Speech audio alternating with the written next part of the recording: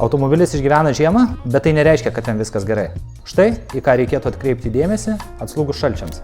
Po žiemos svarbu nuplauti druskas nuo kėbulo ir dugno. Tai padės sustabdyti koroziją. Taip pat reikėtų patikrinti, ar nesulaužytos dugno apsaugos, kurios nuo purvo patekimo apsaugo variklį, pavarų dėžę ar net dalį važiuoklės. Taip pat atkreipk dėmesį į važiuoklės elementus. Guminės dalys dėl šalčio ir druskų kietėja.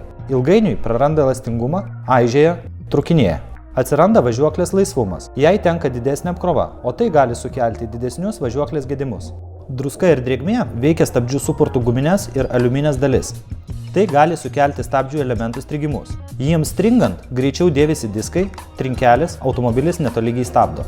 Po žiemos taip pat verta atkreipti dėmesį į šildymo ir vėdinimo sistemą. Jei žiemą nešilo salonas, dalis problemų gali slypėti šildytuvo radiatoriuje, netinkamai veikiančiame termostate ar kitose šildymo sistemos elementuose. Jei rasojo langai, dažniausiai pakanka pakeisti salono filtrą.